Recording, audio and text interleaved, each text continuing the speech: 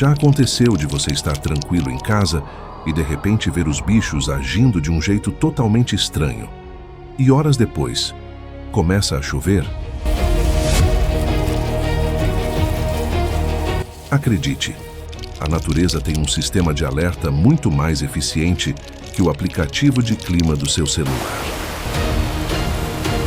Mas como é possível que um animal ou simples inseto minúsculo consiga identificar e prever uma chuva forte ou até mesmo um terremoto?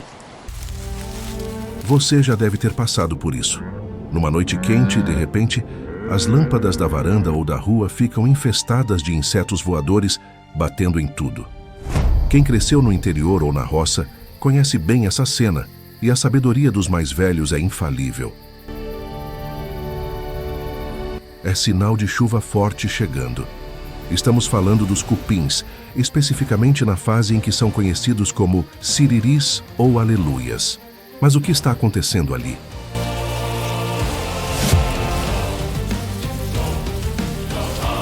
Aquilo é uma revoada nupcial. Esses insetos passam a maior parte da vida no subsolo ou dentro da madeira. Mas quando a umidade do ar sobe drasticamente, um indicador claro de chuva iminente, eles recebem um clique biológico. É a hora de sair para acasalar. A chuva é crucial aqui porque o solo macio facilita para o casal real cavar e fundar uma nova colônia. Diferente de besouros ou mariposas que buscam a luz por navegação, o cupim alado está numa corrida contra o tempo e a desidratação. Eles precisam daquela umidade específica da tempestade que se aproxima. Assim que encontram um par e o local ideal, eles dispensam as próprias asas, pois elas já cumpriram seu propósito. É por isso que você encontra aquele tapete de asas no chão na manhã seguinte, enquanto formigas cortadeiras, que veremos a seguir, se escondem. O siriri se expõe ao risco máximo justamente porque a chuva é a garantia da sobrevivência da próxima geração. Se você viu a revoada, pode tirar a roupa do varal. Baixe os olhos para o chão agora. Se os cupins estão desesperados para sair, as formigas estão executando uma operação militar inversa e extremamente sofisticada. Você já deve ter notado. Aquele formigueiro que estava um caos de atividade pela manhã, de repente, parece uma cidade fantasma horas antes do céu desabar. Onde elas foram? A resposta está na biotecnologia que elas carregam. As formigas possuem órgãos sensoriais nas antenas e nas patas, chamados órgãos de Johnston, que funcionam como barômetros de alta precisão. Elas detectam quedas sutis na pressão atmosférica que nós humanos jamais sentiríamos. E o pânico delas é justificado. Uma chuva forte não apenas molha, ela pode afogar a colônia inteira. E pior, destruir o tesouro delas. No caso das formigas cortadeiras ou saúvas, a água é letal para o fungo que elas cultivam no subsolo para se alimentar. Se o fungo molha, ele morre. E a colônia passa fome. Por isso, o lockdown é imediato. A genética delas aciona um protocolo de emergência. Operárias especializadas correm para as entradas principais e começam a construir diques e barricadas usando terra, gravetos e pedras, vedando a entrada de água.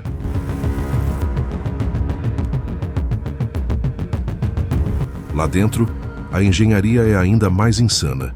Elas movem as larvas, a rainha e os estoques de comida para câmaras muito mais profundas, onde a terra permanece seca. Elas criam bolsões de ar subterrâneos para garantir que ninguém morra sufocado caso a galeria superior inunde. E quando o assunto é inverno ou longos períodos de chuva, a estratégia muda para modo sobrevivência. Elas entram num estado de letargia, reduzindo o metabolismo para gastar menos energia, e se amontoam umas nas outras para conservar calor. Enquanto as cigarras cantam até o último minuto e acabam morrendo no frio, ou gafanhotos ficam paralisados e viram presas fáceis, as formigas já estão seguras em sua fortaleza subterrânea, com a despensa cheia, rindo da tempestade lá fora. Se as formigas dominam a terra, as abelhas são as donas da meteorologia aérea. E acredite, elas são as criaturas mais neuróticas da natureza quando o assunto é chuva. Existe um motivo prático. Uma gota de chuva para uma abelha é como um balde de água fria jogado em cima de você enquanto carrega sacos de cimento. A umidade alta deixa o pólen pastoso e pesado, tornando o voo quase impossível, e asas molhadas significam hipotermia e morte. Quem cuida de apiários percebe a mudança no ar antes mesmo de ver as nuvens.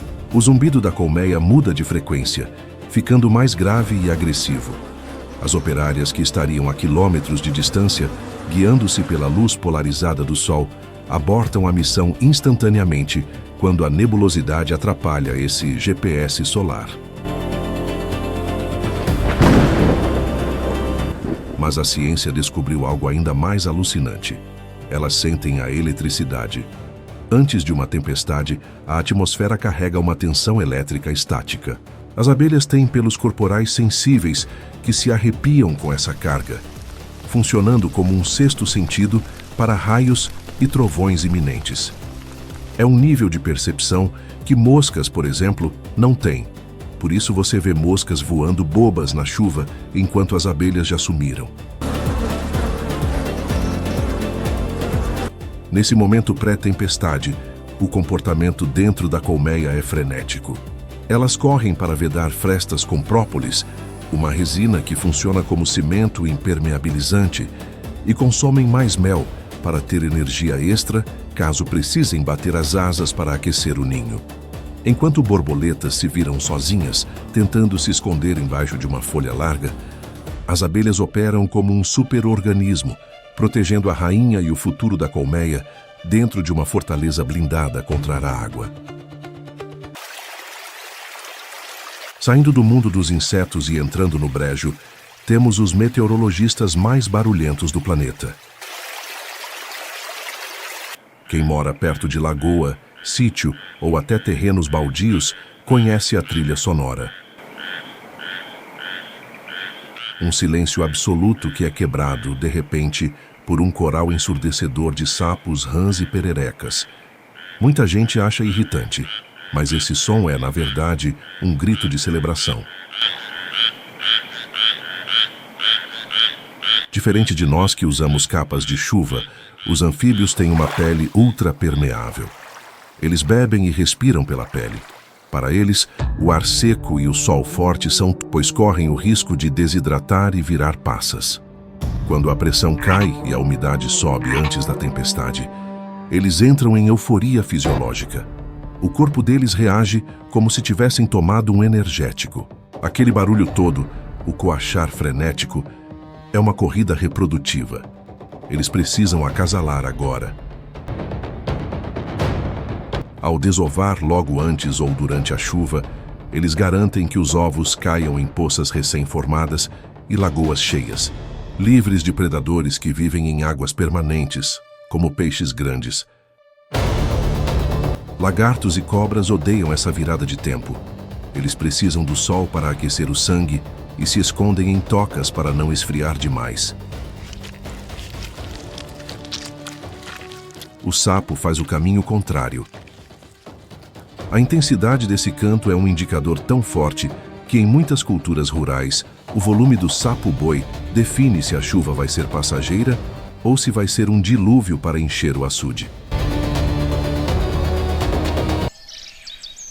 Nas margens encharcadas dos rios de Bornéu, existe um primata impossível de ignorar.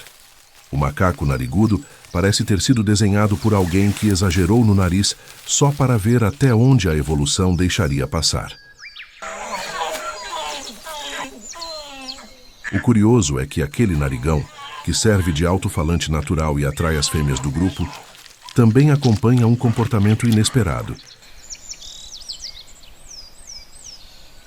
Esses animais mudam completamente de rotina quando o clima dá sinais de que vai virar.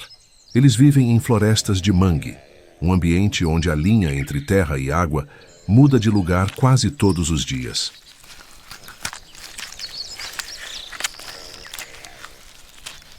A vida ali funciona como um teatro instável.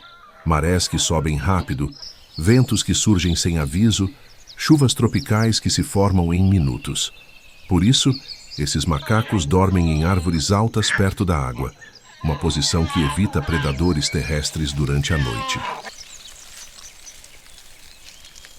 O problema é que esse mesmo ponto privilegiado vira uma armadilha quando o céu começa a carregar peso demais. Pesquisadores que convivem com eles perceberam um padrão difícil de ignorar. Momentos antes de ventanias perigosas ou tempestades tropicais, o comportamento do grupo muda de tom. O barulho diminui. Os movimentos ficam rápidos e curtos. Os machos param de vocalizar. O bando inteiro parece receber o mesmo aviso, como se o ambiente tivesse acionado um sinal silencioso. De repente, todos descem das copas e caminham para o interior da floresta, buscando vegetação mais baixa e mais resistente.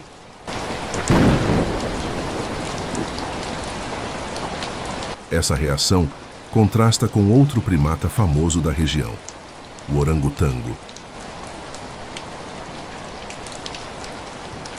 Em dias chuvosos, os orangotangos permanecem onde estão e improvisam toldos com folhas enormes, criando uma espécie de guarda-chuva natural. Já os macacos narigudos evitam a ideia de enfrentar ventos fortes no alto das árvores. Eles parecem interpretar certos sinais, talvez a mudança do cheiro do ar, talvez a alteração no fluxo do vento entre as folhas, talvez vibrações no mangue, que anunciam ventos que derrubam galhos inteiros. O comportamento deles virou referência entre moradores ribeirinhos. Barqueiros experientes sabem que, se o grupo abandonar a beira do rio rapidamente, é melhor remar de volta enquanto dá tempo. Em algumas vilas, existe até um dito antigo: quando o narigudo corre, a água corre atrás. Para muita gente da região, ver esses macacos descendo das copas é tão convincente quanto qualquer alerta meteorológico moderno. E isso levanta uma pergunta que fica na cabeça de qualquer um que observa Bornéu por tempo suficiente. Se um grupo de primatas sente a aproximação de uma tempestade antes mesmo do primeiro trovão, quantas outras pistas a floresta entrega diariamente sem que a gente perceba?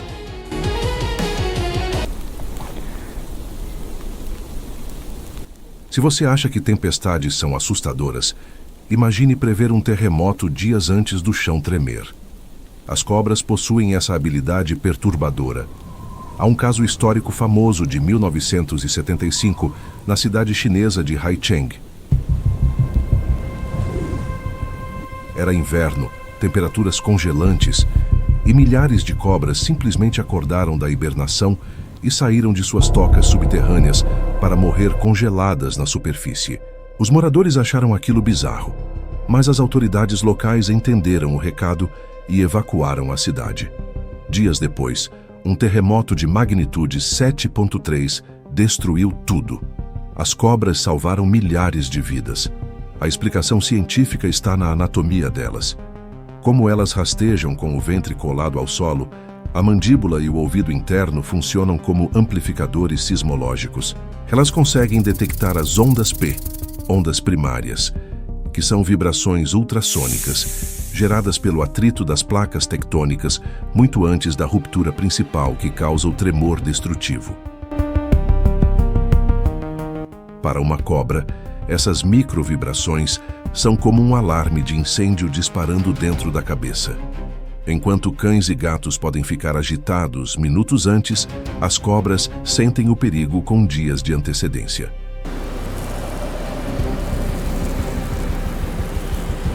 Elas preferem o risco de morrer congeladas na superfície do que serem esmagadas em seus túneis quando a terra colapsar.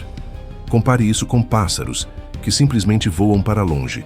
A cobra precisa tomar uma decisão muito mais drástica e perigosa para sobreviver. Se você vir cobras agindo de forma suicida ou fora de época, saia de perto de prédios altos. Agora transporte-se para o litoral. Imagine um dia de sol estalando, praia cheia, tudo normal. De repente, você olha para a areia e vê uma cena que parece saída de um filme de invasão alienígena. Uma legião de caranguejos, siris e ermitões saindo da água em massa. Eles ignoram os turistas, ignoram a comida e marcham obstinados para o interior, subindo em dunas altas ou se enterrando fundo na areia seca, longe da arrebentação. Esse comportamento, conhecido como migração de evitação, é um dos indicadores mais confiáveis de que um furacão ou tempestade tropical violenta está se formando no oceano, muitas vezes dias antes de o Serviço de Meteorologia emitir o alerta vermelho. Esses crustáceos vivem na zona de arrebentação e dependem das marés para tudo.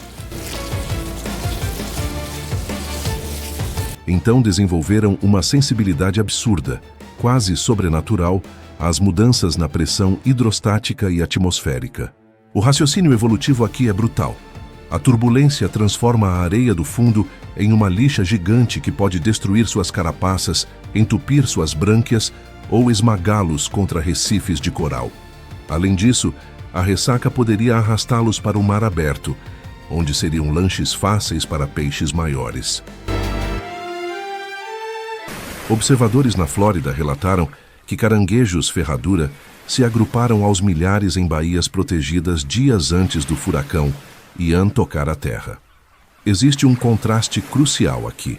Enquanto peixes pequenos costumam fugir para águas mais fundas para evitar a turbulência da superfície, o caranguejo faz o oposto, buscando a terra firme.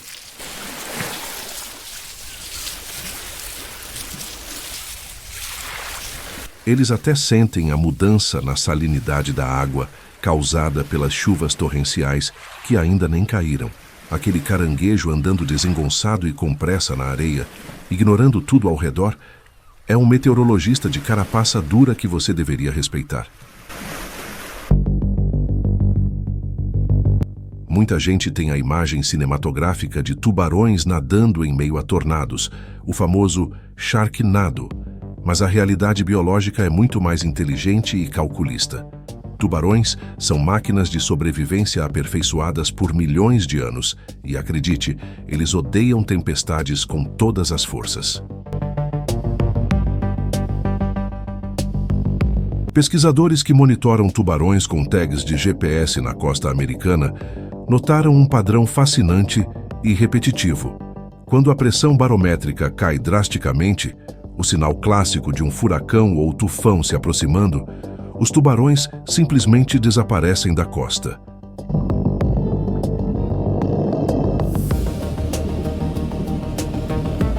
Em um estudo famoso na Baía de Terra Ceia, na Flórida, todos os tubarões galha preta, que são territoriais e raramente saem da área, fugiram para águas profundas no Golfo do México, horas antes de uma tempestade tropical chegar. E o mais impressionante, eles só voltaram 2 semanas depois, quando o ambiente se estabilizou. O segredo está na anatomia.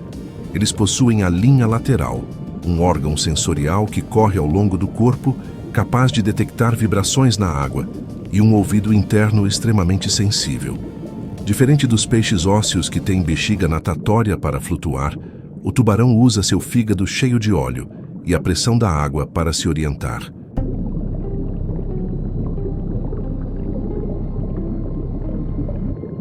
Uma queda súbita na pressão atmosférica altera a densidade da água e a pressão hidrostática de forma sutil. E para o tubarão, isso é sentido fisicamente, como se o peso do mundo mudasse. Além do desconforto físico, existe o perigo químico. Tempestades em águas rasas misturam muita água doce da chuva com a água salgada, bagunçando o equilíbrio osmótico do tubarão e tornando a respiração difícil. A estratégia é mergulhar fundo e rápido. Enquanto golfinhos que respiram ar às vezes são vistos surfando nas ondas agitadas antes do tempo fechar, o tubarão prefere a calmaria e a estabilidade das profundezas abissais. Se você é mergulhador e notou que aquele ponto famoso pelos tubarões está deserto, Suba para o barco e confira o radar meteorológico.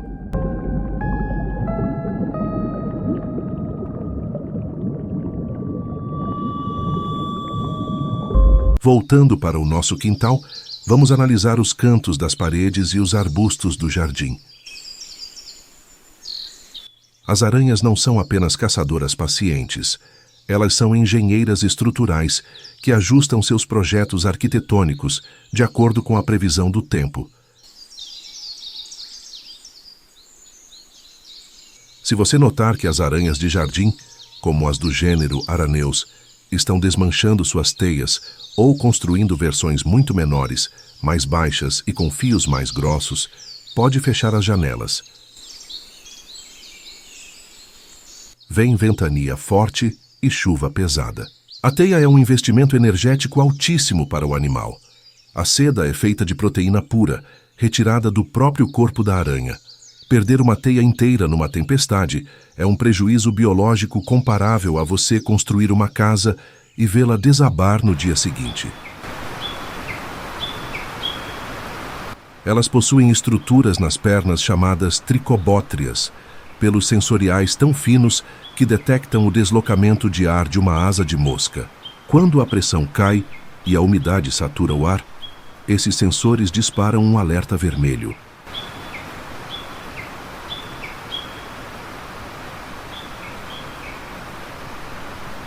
A reação é imediata. Algumas espécies de aranhas orbitelas encurtam os fios de sustentação para deixar a teia mais rígida, reduzindo a vela que o vento faria numa tentativa de evitar que ela rasgue. Outras adotam uma medida mais drástica.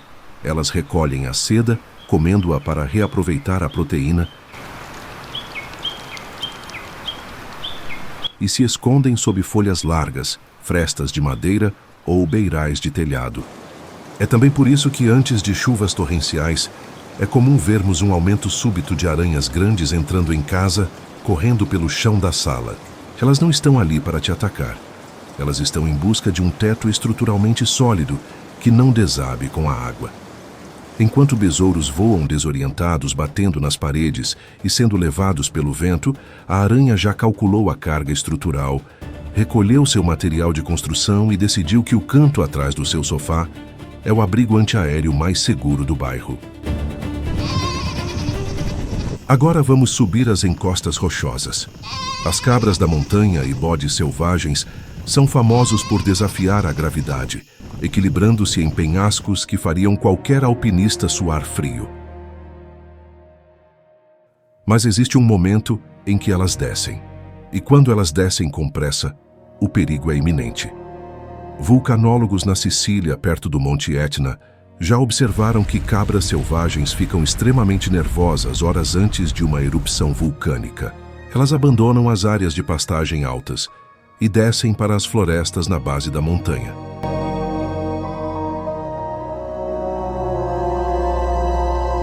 Acredita-se que elas sintam a liberação de gases do solo e as microvibrações do magma subindo, muito antes dos sismógrafos detectarem o tremor principal.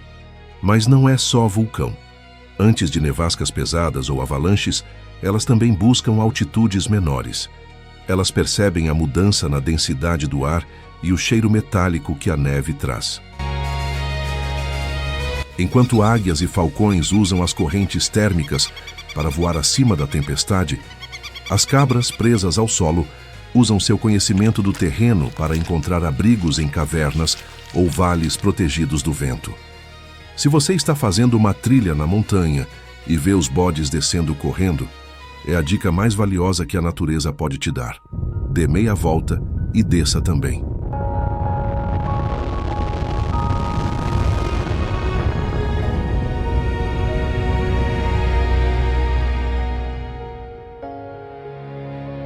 Agora vista seu casaco mais pesado, porque vamos subir a mais de 4.000 metros de altitude, na Cordilheira dos Andes.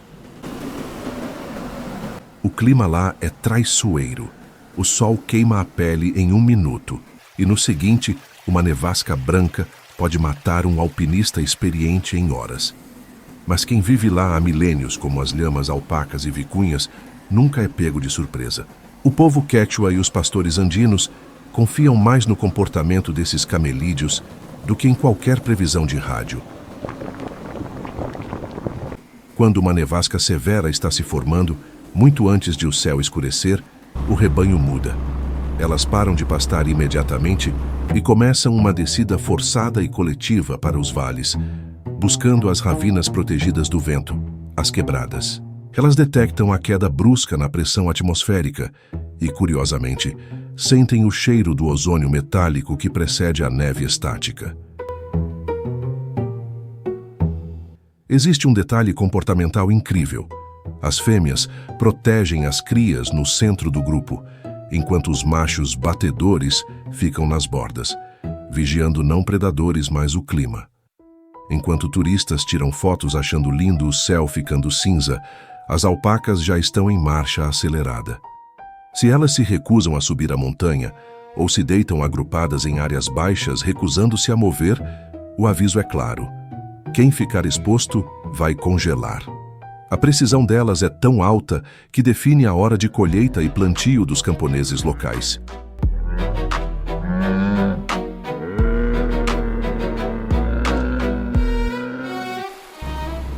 Vamos descer para o lugar mais hostil da Terra, a Antártica.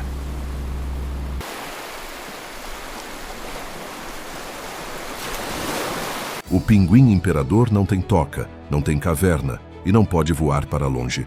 A única tecnologia que eles têm para prever e sobreviver a uma tempestade mortal é a cooperação social extrema. Cientistas observaram que, horas antes de uma tempestade cataclísmica atingir a colônia, os pinguins começam a comer freneticamente para acumular calorias. Em seguida, eles param de brigar por território e iniciam a formação da tartaruga romana biológica. Eles se apertam tanto que chegam a ficar com 10 pinguins por metro quadrado.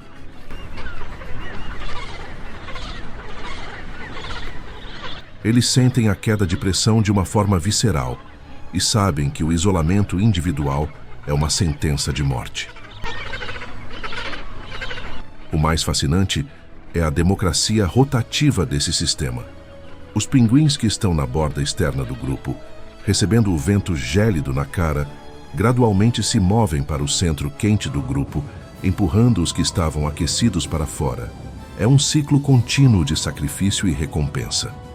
Enquanto focas se escondem sob o gelo na água, que é mais quente que o ar, o pinguim enfrenta a fúria da tempestade em pé, criando uma barreira viva que nenhuma roupa térmica humana conseguiria superar. Se você vir pinguins se aglomerando em silêncio absoluto, prepare-se para o pior inverno da sua vida. Vamos viajar para o centro dos Estados Unidos, uma região conhecida como o Corredor dos Tornados, onde o clima muda de sol para apocalipse em minutos. Em 2014, cientistas estavam rastreando pássaros pequenos chamados mariquitas de asa dourada com geolocalizadores. O que eles descobriram reescreveu o que sabíamos sobre percepção animal. Dias antes de um surto histórico de tornados que matou 35 pessoas, esses pássaros, que tinham acabado de chegar de uma migração de 5.000 quilômetros, de repente levantaram voo e fugiram. Eles voaram para o sul até a Flórida, para escapar de uma tempestade que ainda estava a centenas de quilômetros de distância. Nós, humanos, com nossos radares Doppler de milhões de dólares, só conseguimos dar o alerta de tornado com cerca de 15 a 20 minutos de antecedência. Como eles sabiam? Infrassom. Tempestades severas e tornados geram ondas sonoras de frequência ultra baixa que viajam milhares de quilômetros pela Terra. Esses pássaros ouviram o tornado se formando no estado vizinho muito antes de qualquer nuvem aparecer no céu deles. Enquanto nós olhamos para a tela do celular esperando o ícone de chuva, a natureza possui uma rede de comunicação global baseada em vibração e som que estamos apenas começando a compreender. Eles evacuaram a zona de perigo com uma precisão cirúrgica, voltando apenas quando o céu estava limpo.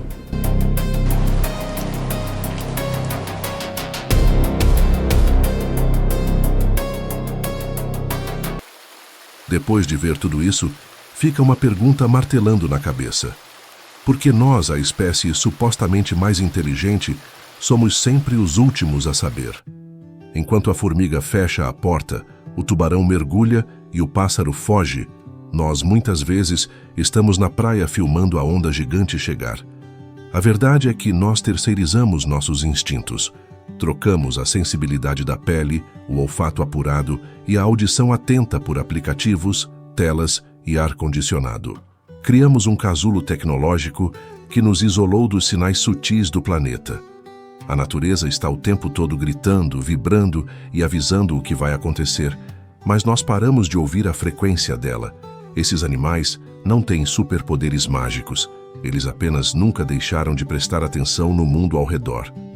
Isso não significa que você precisa sair por aí cheirando a terra ou tentando ouvir infrassom. Mas que tal começar a observar mais? A próxima vez que você vir as formigas correndo ou os pássaros sumindo do céu, respeite esse sinal. A natureza tem milhões de anos de experiência em sobrevivência. Nós somos os novatos aqui. Se esse vídeo te fez olhar para o seu cachorro ou para o jardim com mais curiosidade, minha missão está cumprida.